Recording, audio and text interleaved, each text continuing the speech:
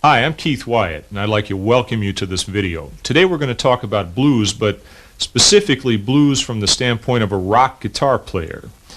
Probably like yourself, I started out playing rock. That's what got me into the guitar, listening to bands like the Stones, Cream, Hendrix, and then later on I got turned on to the blues. I started reading about the guys that influenced Eric Clapton and Hendrix.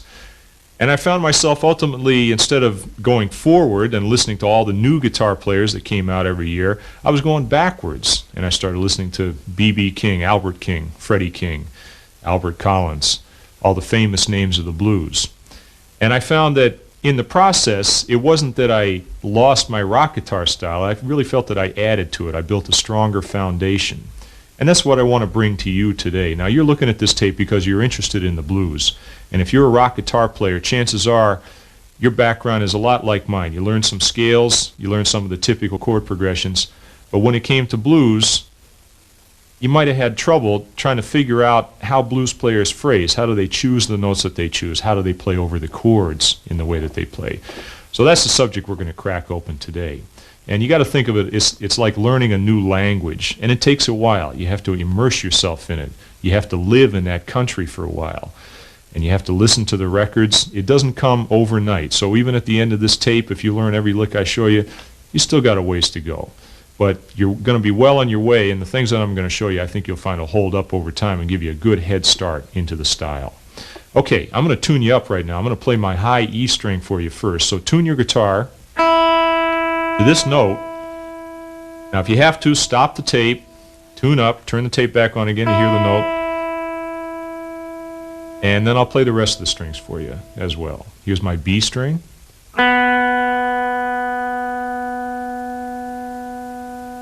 E string,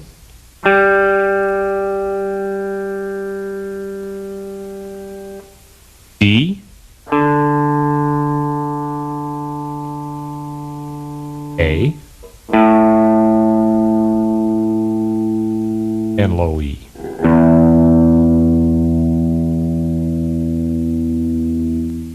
Okay, now when you're tuned up, we'll get started.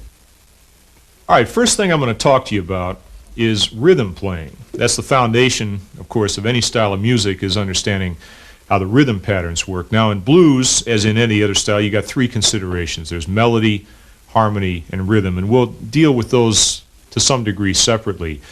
But first thing you got to understand, and I think you already do, is that blues is based on the shuffle. The shuffle is a style of rhythm that's really built off the triplet. If you play a steady beat, 1, 2, 3, 4, you get 3, right? 3 notes within each beat. And what we do in a shuffle is we play the first and the last part of each triplet. So you get triplet, triplet, triplet, shuffle, shuffle, shuffle. It's like somebody shuffling down the street with a broken leg or something. What I'm going to show you is 4 ways to play rhythm on a medium shuffle in the key of E.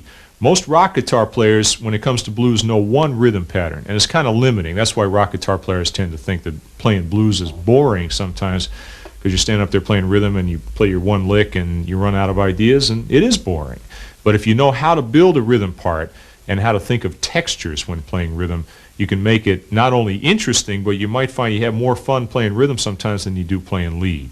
So what I'm going to show you right now is 4 ways to approach a medium shuffle in E. Okay, we're going to talk first about a style of rhythm playing that, as I said, most rock guitar players learn right off the bat, but there are a couple of subtleties about playing any type of rhythm in blues that you have to be aware of, and I'm going to show them to you right now. First thing you do, all right, you go down low and you grab that little shape right down there, which is a form of an E chord. All right, so the basic pattern then is bouncing with the left hand, digging in hard with the right hand, take a bite out of it, and accent the downbeats. All right, so I'm going 1 and 2 and 3, a little harder on the downbeats than on the upbeats. Okay, now to make out the full pattern in my left hand, what I'm going to do is add one more note, C sharp on the 5th string at the 4th fret there. All right, now when we get the pattern rolling, Then I'll put in the occasional upstroke to give it an accent.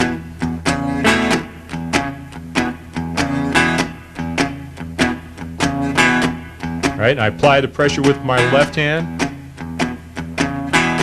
and that gives the rhythm a little bit of shape. Makes it feel kind of funky.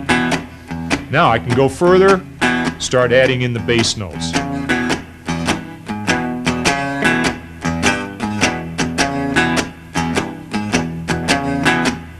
Right?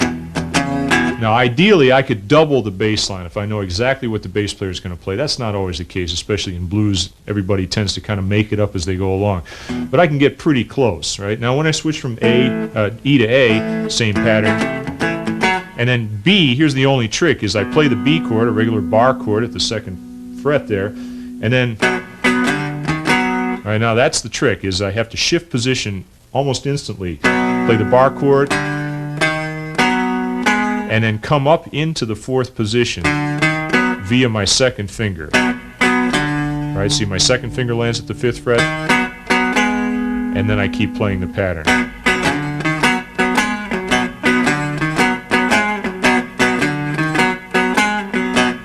Right? That's one a lot of guys have trouble with, because making that snap is a tough thing to do to get it clean, but it just takes a little bit of work.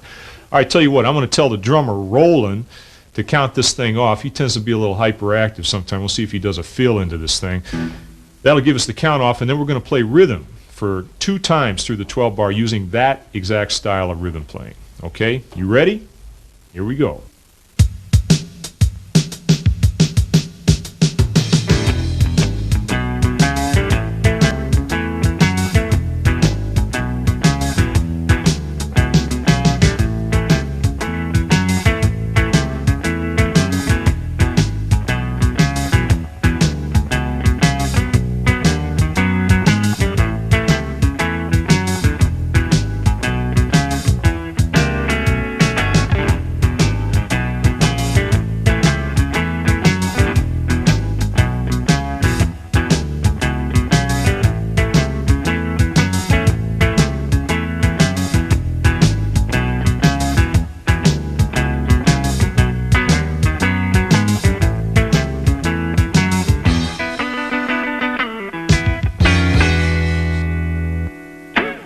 Here's another very common rhythm pattern. Sounds great with this style at about this tempo. And this is one that you'll hear a lot of modern blues players play. And it's been around, actually this style's been around since the late 30s, early 40s. It's based on the boogie-woogie piano style. Now this particular chord I'm going to show you might not be one that you're familiar with. It's a great one. I use this all the time. This is a 13th chord, E13. Right, that sounds kind of funny when you take the bass out of it. Here's E in the bass. That sounds like a jazz chord, but when we put it into the context with the rhythm section, it'll sound real cool. All right, there's our E chord. Now we're going to go to an A chord. Our 4 chord is going to be a 9th chord, but a different shape. That's A dominant 9. Okay, and then for our 5 chord, use exactly the same shape, up 2 frets. Let me show it to you. Okay, we're going to roll the same rhythm pattern, and I'm going to play that rhythm feel and show you how the timing works. Okay, here we go.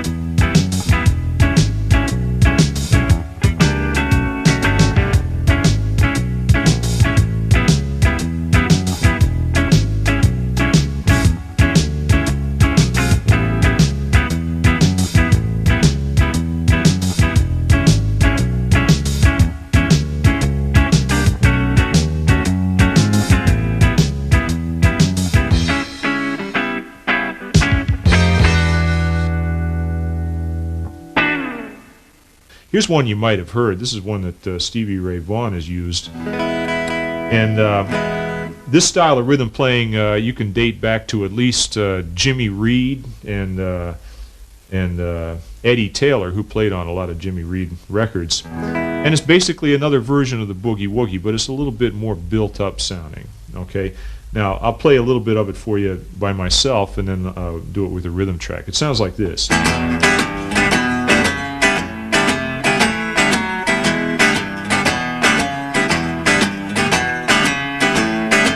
You don't need a band.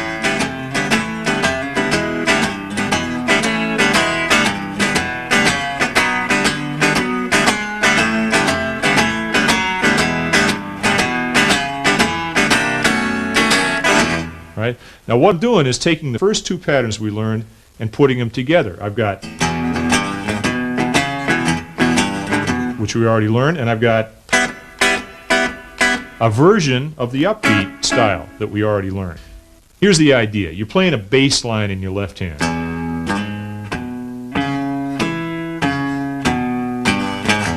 Right? Now notice in my right hand, I'm not playing tight like this. I'm swinging it from the elbow as I was doing before. Right? And now when I just play the bass, I'm using all downstrokes.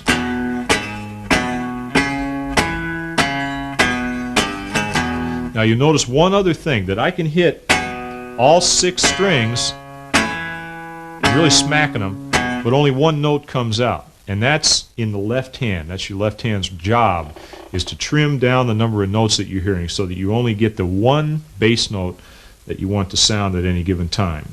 All right, so when I play the E chord, I'm hearing the same sound that we heard originally. But when I play the first bass note at the 4th fret, what I'm doing is deliberately playing sloppy. I'm letting my left hand just lay all across the strings, which you're not supposed to do, right? Lay across the strings and deaden everything, so if I play it slowly, the only pressure that I'm putting down is with the tip of my 3rd finger. Next bass note, same thing. My index finger lays flat across the strings, except I'm only applying pressure with the tip. And then 3rd finger. Now notice my thumb's over the top. That's my insurance policy against the 6th string ringing out. And then I get on the 4th string, same thing. My index finger is pressing down the 4th string and laying across everything else. Right? So that takes a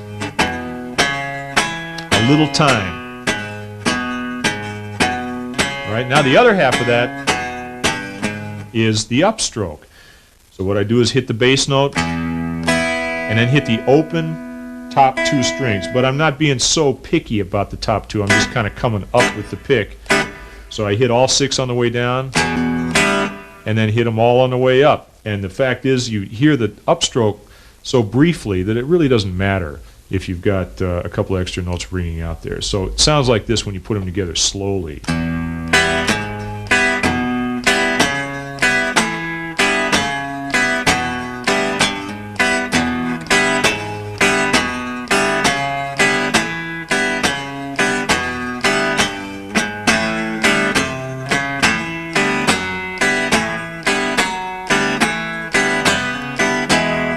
Now when you get to the 5 chord, it's going to sound like this.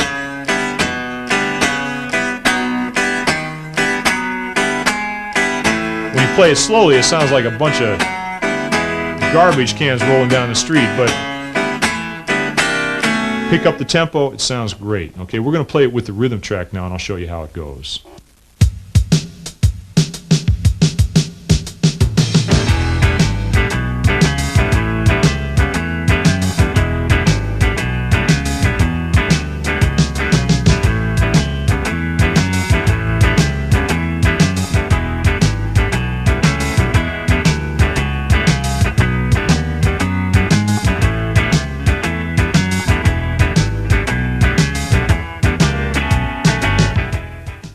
Now one more style of rhythm playing, we'll put it all together. This is another style that's been around for a long time. T-Bone Walker was an excellent comper in this style.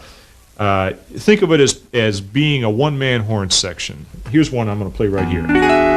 This is an E dominant 9 chord, another one that maybe a lot of people don't play, but once you learn it, I think you'll use it a lot. Right? Put the E in the bass and you can hear the tonality. Okay? And then for a 4 chord, we'll use A9 at the 12th fret. We've already learned this shape. And for a 5 chord, B at the 14th fret. Okay?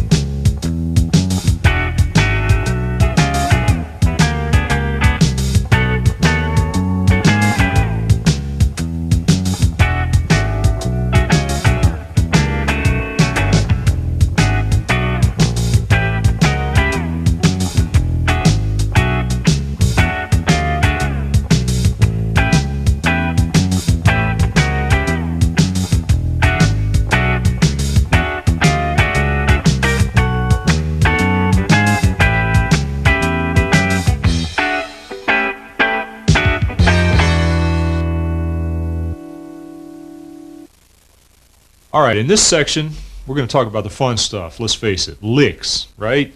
Especially lick in E. Now, as a rock guitar player, I started out playing an E. I always thought E was like home. You know, I mean, it's the most fun key to play in because you get to play all up and down the neck. So I'm going to show you some licks in E, and then we're going to talk about the real heart of how to make a blues solo work, which is how do you get from E to A, and from E to B, and from B to A, and all the other stuff. In other words, think about chords a little bit more. Now, most rock guitar players grow up and become very strong in scales, and so naturally when you think of a new style of music you start thinking about, well, what scale do you play? Well, in blues it's pretty straight up, you know, it's the blues scale. Not much to say about that. Key of E, if I'm playing in open position I would play this scale right here.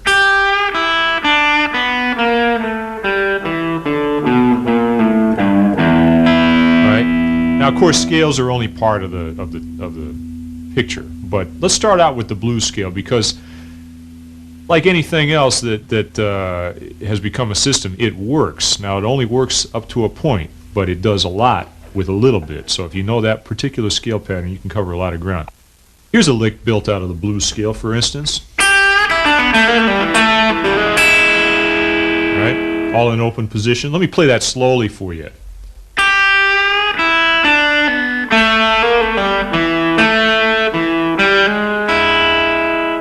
Right? Now, like any blues type phrase, a little bit more than meets the ear. If you just looked at the notes on the page or even watched me play it, you might say, well, okay, G. Right? But there's that little extra, it's that little half bend. Now, part of the way that I phrase when I think about what to play is knowing the relationship of the notes of the scale to the chord. I'm playing over an E chord, right? And I know that an E chord, like any other major chord, is made up of 3 notes: the root, the third, and the fifth. Right? So I look at that note and I think of its relationship to E. Well, what is it? What's the minor third? Now, when you hear blues players play the minor third, almost all the time, they don't just play the minor third, they actually play a note that's halfway between the minor third and the major third, and it sounds like this. Right? Now, it's something you don't even really notice, but if you don't do it, it doesn't sound right. All right, so that's the first thing I'm doing, is bending that note, not even a half step, but half a half step. And then I'm doing a pull off. That's a very common move right there. It's a hammer on, and then a double pull off, and then landing on the E. All right, now folding my second finger over there, going back and forth, that's another common move. So actually this lick incorporates a lot of the typical little technical things you run into in blues. Once again, up to speed. All right. Let me show you another lick in open position using the blues scale. It goes from high to low. Here's how it goes. Woo! Always got to end it with that. All right? Makes it sound impressive. All right, now the way that lick works starts with a typical move, sliding up from 2nd to 4th string, and then using the open E string on top. All right, that's taking advantage of the open strings, of course. Typical move in blues is to pick the note and then slide it. Gives a little bit more something, a little zing. All right, now there, I fold my second finger over, hammer on that E, or not the E, but the G sharp, the third of the E chord. And now, kind of take an odd root down to the low end. Right? That's using all the notes of the blues scale right there, from the open A, right, up to the B. Tweak that note a little bit, and then land on the E again.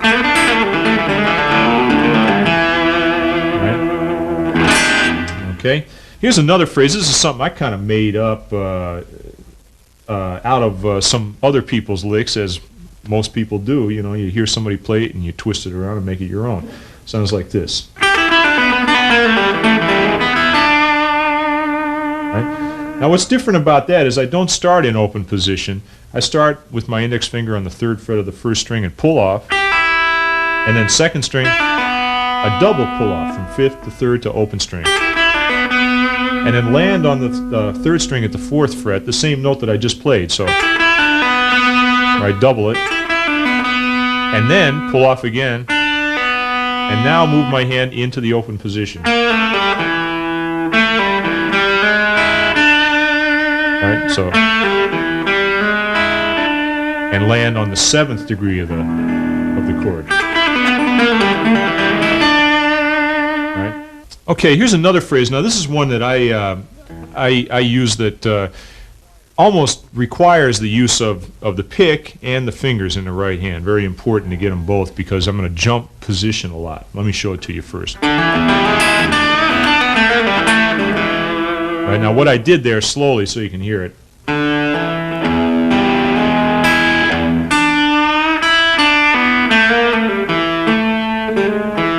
Right? Here's a shot of my right hand so you can see how I'm using the combination of pick and fingers. I'll start with the pick.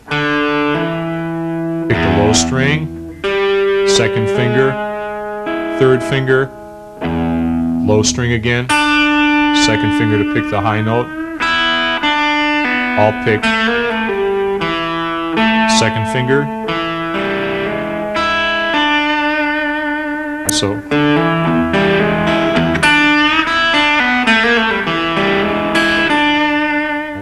Now, if you want to move up the neck, we all know about the 12th position, and you could actually take these licks that I just showed you and translate them into 12th position. For instance, let's see, let me pick one of the ones.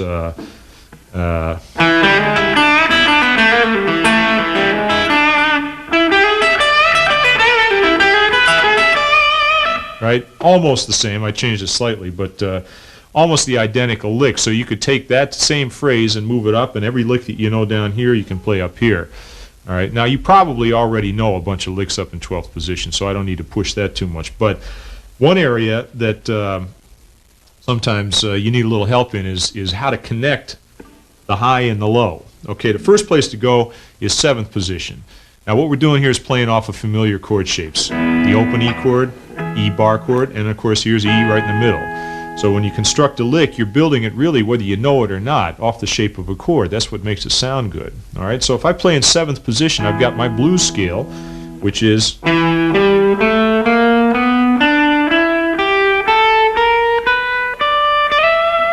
right, or descending.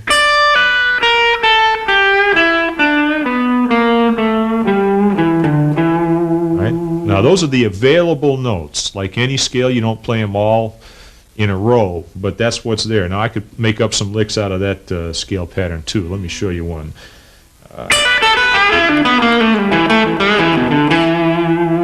Okay, now I did shift position there in order to get down to the low notes, and I'll show you how I did that. See, I'm playing out of that.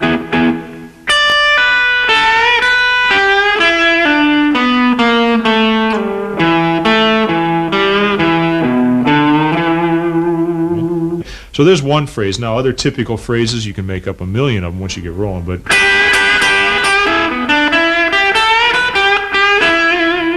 right?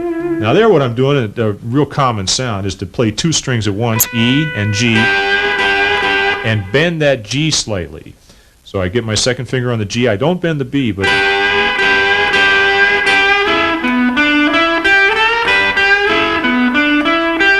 right? And then basically I'm just messing around the blues scale for the rest of it, right? So, right, just playing around the blues scale in 7th position, all right? Now what I'd like to do is play along with the rhythm track, and I'm going to play a solo first in open position, and then I'm going to start in open position, work my way up to 7th position, and wind up in 12th position. In other words, build the solo over the period of 2 choruses so that I start low, end high.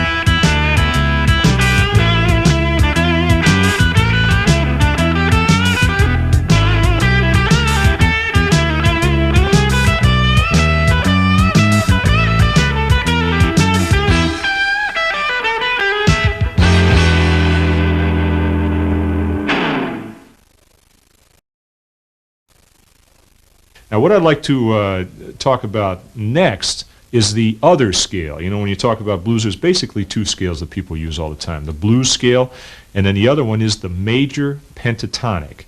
A major pentatonic, as the name implies, is kind of like a major scale, but you leave out the notes that sound real sweet, like the major seventh. And what you're left with is this. I'll play it down in the open position for you, and then I'll show you the typical shape, of course, that everybody uses.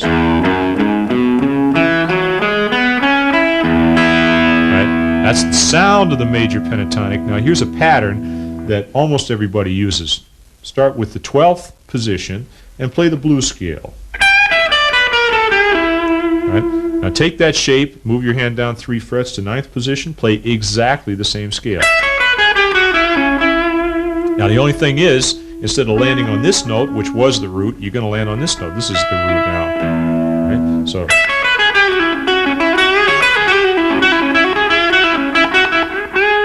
Other than that, you can almost play the same exact licks, right? So,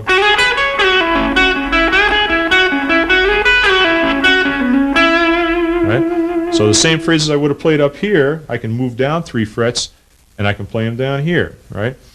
Now, what advantage do you get from using that other scale? What's a different color? The blues scale sounds kind of nasty. It's got the minor third, the minor seventh, the flat 5, kind of dissonant tones. The major pentatonic scale sounds a lot sweeter. And as I'll show you in a minute, there are a couple of famous blues players. Each one kind of works out of a different scale, and their styles are different for that reason.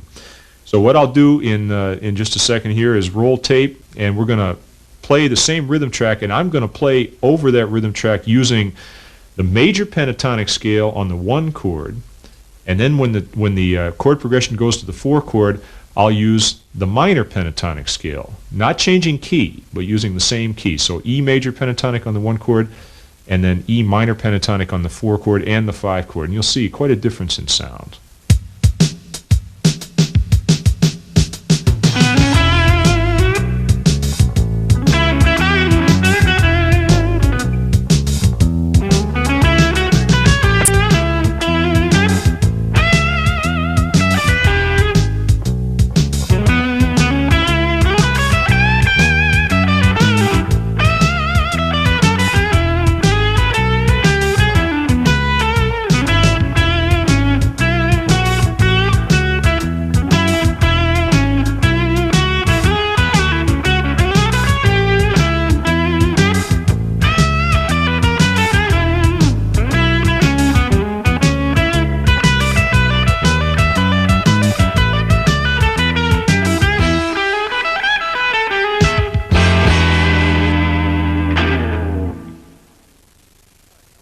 All right, now I mentioned 2 well-known blues players that use those scales in different ways. 2 guys I'm thinking of are B.B. King and Albert King. Now, they taught me a new position. I, probably like you, felt most comfortable keeping either open, 7th fret, or 12th fret.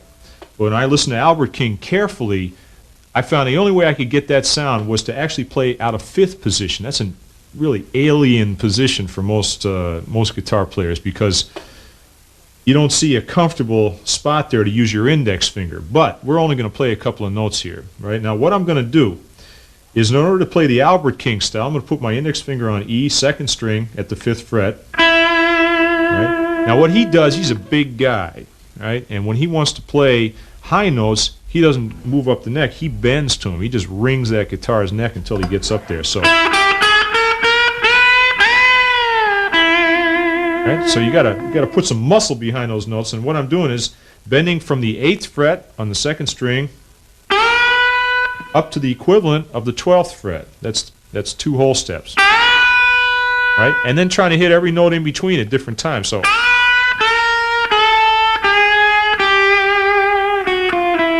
right? Now, you can play out of just those 2 notes, index finger and 3rd finger.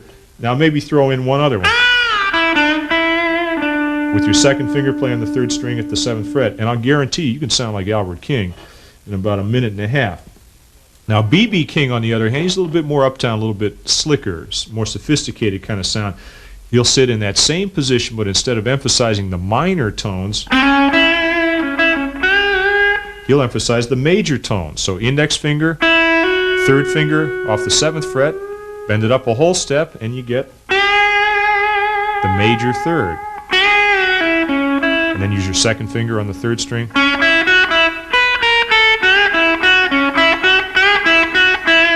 And that's all you need, right there. Just that little spot. Now I'm going to play over the tape one more time. And first time I'm going to play in the B.B. King style, and the second time I'll play in the Albert King style. And check out closely how my hand stays in that one position. The fingers never leave the hand. It's very important. All right, so we're going to roll tape here, and we'll see what it sounds like.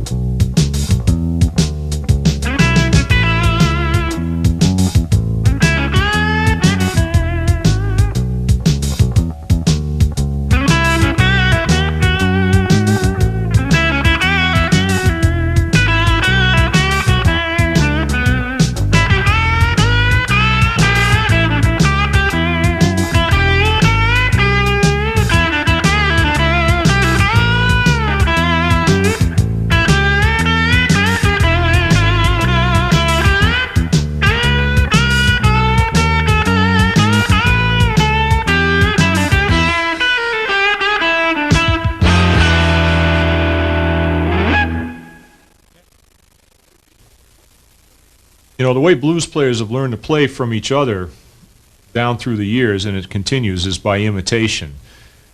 You could write out a whole bunch of licks. There are a lot of books on the market to show you a lot of licks.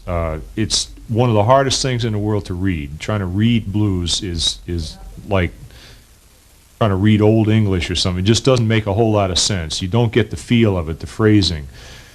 So what I would like to do is just play some stuff for you, and we'll learn it right here on the spot. I'm going to play a little phrase, a 4-beat phrase, and you're going to imitate it. You're going to come right back at me. And if you hear something you like and you want to hear it again, roll the tape back. The camera's right up on my hands, and you can see what I'm doing pretty well. So this will show you a lot of stuff about phrasing, the little bite-sized chunks of phrases that you then put together to make longer lines. And pretty much by the time we get through with this little section here, you're going to know as much about how I play as I could tell you in another 6 or 7 reels. Okay, so let's go ahead and do it.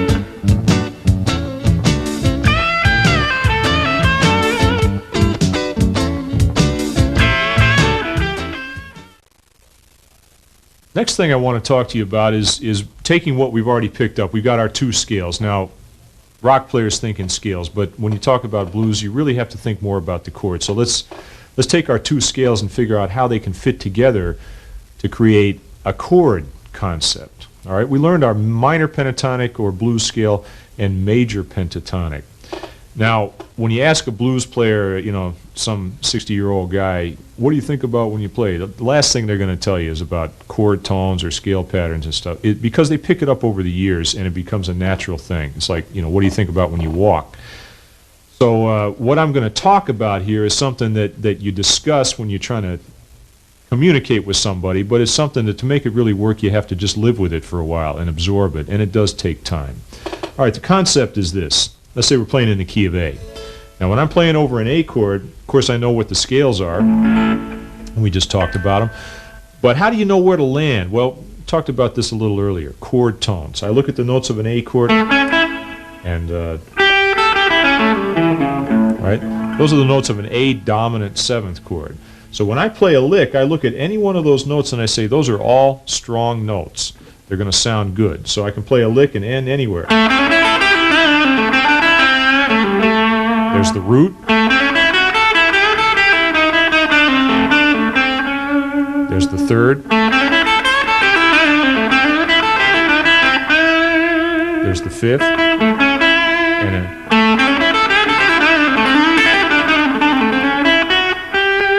there's the seventh, right? Now, you could almost say that it doesn't matter what you play as long as you end on a strong note. Well, that's not quite true, but that's got a lot to do with it. So knowing where your strong notes are is very important. Now, we've played over an A chord, and we've come up with a lot of strong phrases. What happens when you go to D? Well, what a lot of players will do is shift position. They'll say, well, A is 5th position, D is 10th position, for instance. Well, you sound a lot better if you can figure out how to play in one position and still reflect the sound of the chord. So when I go from A to D, it's kind of like the whole picture changes. Instead of seeing the notes of the A chord as being strong, I see the notes of the D chord. Now I can play the same scale and aim for the notes that belong to that D chord, especially the root. All right? Same thing on the E chord. There's an E dominant 7th chord in 5th position. And there's the root of the E chord, right? Or there's the third of the E chord. In other words, being aware, almost like there's a little ghost shape of that chord there all the time. And when I'm playing, I'm saying, where are the strong notes? What note do I want to land on? I use the blues scale as the foundation, and then I use the chord tones to help me make it sound strong. Okay? Now, in addition to that, when you're playing over a dominant chord, like we've been using, talked about 9th chords and 13th chords. Those chords contain notes that are not in the ordinary blues scale, so I can add those notes in too. Right? And instead of thinking of them as major pentatonic scale, I say, well, that's a chord tone. That's the 13th. Right? Or there's the 9th. Right? So I'm thinking about the chord tones and less about the scales, and as I go along, I find that that makes me a stronger player. Now we're going to play over that same rhythm track one more time, and what I'm going to do this time is I'm really going to play off of each chord. So I'll play a couple of them, and I'll point out through the way that I'm playing how I'm getting from chord to chord. There's the root, third, root of the D chord, root, 7, 5th of the 5 chord, root.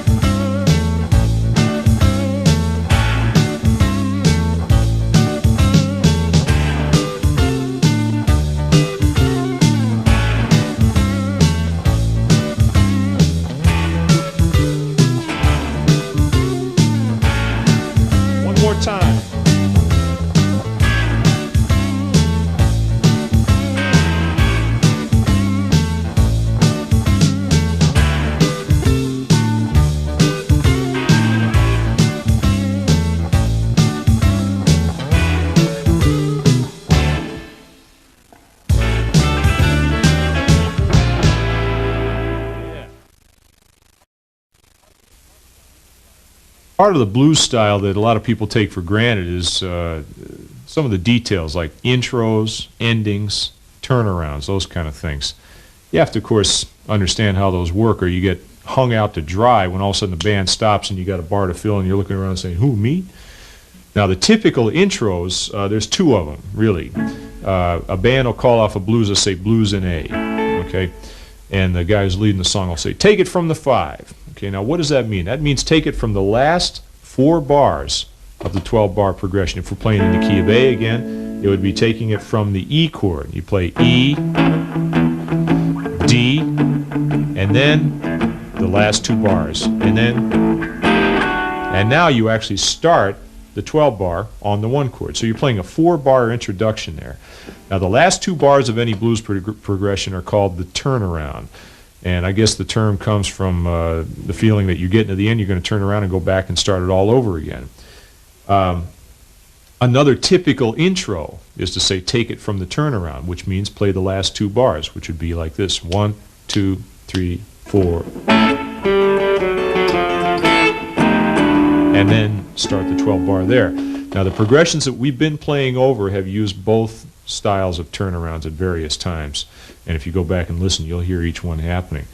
How about endings? Well, typically you get to the end of a blues, they'll stop in one of 2 places. They'll either stop on the 4 chord or the 1 chord. So you get to the end, it might go like this: 5 chord, 4 chord, and bop. And there's a little hole there, and you play a lick. So it'd be like 5, 4, and then. And of course, remember, always end on the 1 chord. I mentioned that earlier. Right, the other typical stopping place is on the 4 chord. You go 5, and then play the turnaround to end it. Either case, you have a 1-bar hole, and you got to play a lick in that hole. Now, it doesn't have to be anything spectacular. You're just keeping the time going. Play something simple, something from the heart, and it'll work fine. Okay. So as you listen to these progressions, you'll hear both of those types of beginnings and endings. And the way I deal with them is just to play the licks I'm already playing and just keep them going and not get startled because the band stopped. Okay? Now, a word I've mentioned several times, turnaround, very important. At the end of each blues progression, you got that 2-bar phrase. Now, what the phrase really is it's implying this. It's implying 1 chord, 4 chord, 1, and 5. 2 beats of each one. Okay? So you'll hear 2 types of turnaround phrases. One type of phrase is prearranged, and I'll show you a few of those. And the other type is simply a lick, just playing any old lick like you already play and landing on the root of the 5 chord, because that's the last one. Now, all the stuff I've been playing up to this point, I've been pretty much playing the second type of turnaround. But the first type, there's a little system that you can use, real easy. Key of A, okay, you want to play a turnaround. You'll find that the notes move in one of 2 directions. Starting on the 5th, right, key of A, the 5th is E, right? I go up in half steps, E, F, F sharp, G, and land on G, the flat 7th. Or I can go the other way. Right? Now what that sounds like is this. Here's the turnaround. And then go to the 5 chord, assuming we're going to keep going through the tune. Now that sounds a little bit bare, not much happening. So how do I fatten that up? Well, I'm going to stick in the root on the top, and I'll go. So instead of still in that same position and just walking down those same notes. Okay, so 5, 4, and then 1. Right? Now, the other set of notes is going from 5 again, but this time down to the 3rd, the major 3rd in the key of A, C sharp. Right, so 5 chord, 4 chord,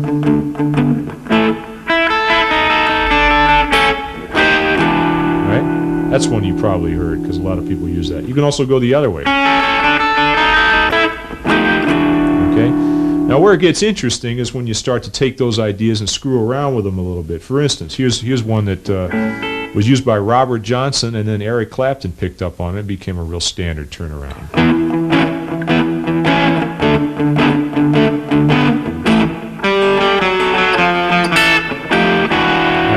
That's playing what we already played, but moving the notes down an octave. So I'm playing G down here on the 4th string at the 5th fret, keeping the A on top. Right? So it's the same phrase down an octave. Now once again, I'll use my fingers in my right hand to help me pick that, but you don't have to do that. You can use the pick. Okay? Another typical turnaround would be to combine those notes on the 4th string with the notes on the 2nd string. So you get this. Or coming back up. Right? Or to make it really fancy, play the note on top, the A, and then move the notes up underneath. Now that requires the use of some fingers in the right hand because you have to pick the lowest note and then use your 2nd and 3rd fingers to pluck the higher notes. Okay, that's a typical turnaround too, used by a lot of piano players, for instance. All right. Now, real common turnaround that you might have heard. All right. Now that's starting in the 9th position. Both notes at the 9th fret, 3rd and 1st strings, down a fret, down another fret, and then land with your 2nd finger on the 6th fret of the 3rd string, 1st finger on the 5th fret of the 1st string, 3rd string rather, and 1st string. Okay? Now, you hear some players play more elaborate versions, more melodic versions of those kind of turnarounds. For instance,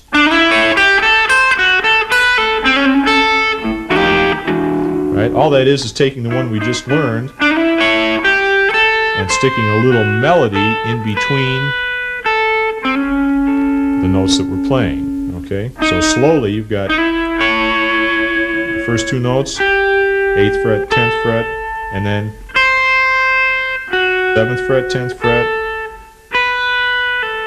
right? And land, of course, on that 1 chord. Okay? Here's one that I made up. I kind of like it. It's one of my personal favorites.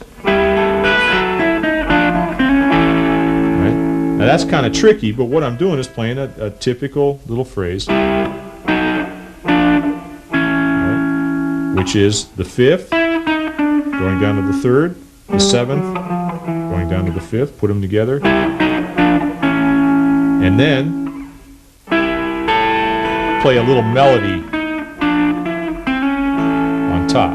That's kind of complicated to show you, but you'll see that appear on the bottom of the screen, and you can figure the notes out just by watching it and listening to it a few times. Okay?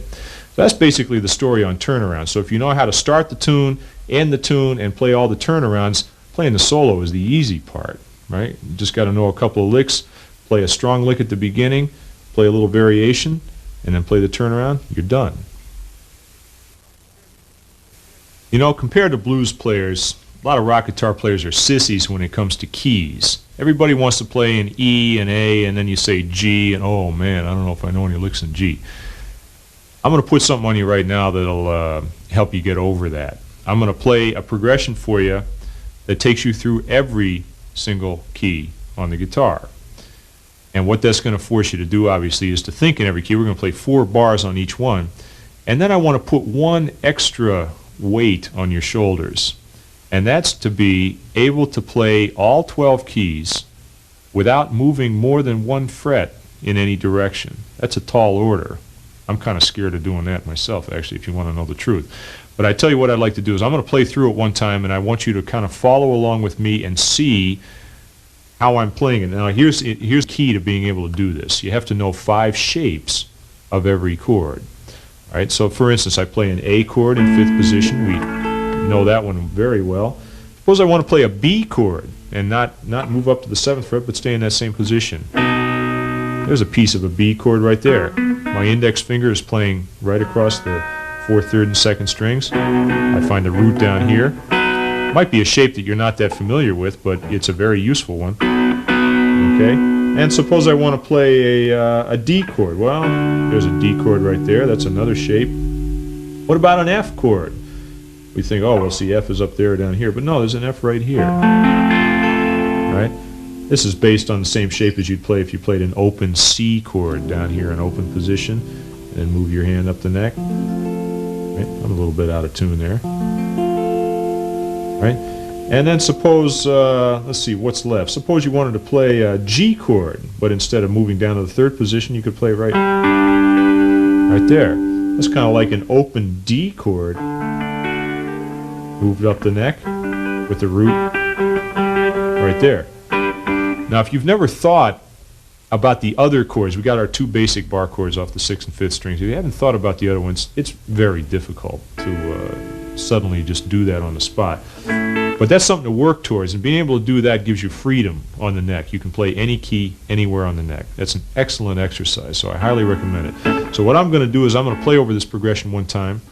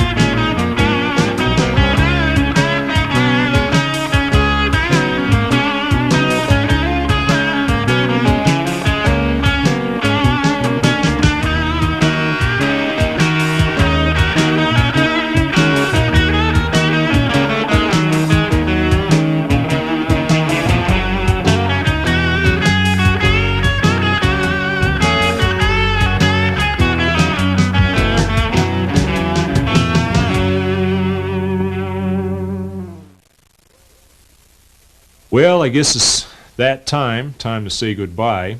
I hope I haven't loaded your brain down with too many different concepts, because after all, let's face it, blues is a style of music. It's supposed to be simple and fun to play, and what I'm trying to put on you is something that 10 years ago, 15 years ago, it didn't mean a thing to me, really. It's something that I've thought about a lot over the years, and in trying to pass it on to you in the terms that I'm using, it may make it sound like, oh, this is such a technical thing to do.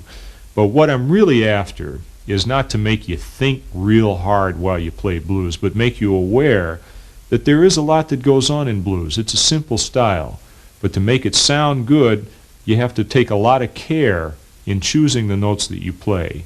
And to choose those notes, you have to have a system. You have to know what you're after. And in the modern world, things happen awful quick. We're all trying to get somewhere in a hurry. And so the traditional method of learning blues, sitting down with a record and listening to the thing 500 times in a row and then picking out another one doing the same thing, sooner or later you got to do that. But you can take a few shortcuts and be aware when you listen what's going on behind the scenes. And I hope I've helped illuminate that for you. So we're going to play a little bit more on the way out, and I just want to tell you it's been a lot of fun, and I hope you have a lot of fun with this too, and I'll see you the next time.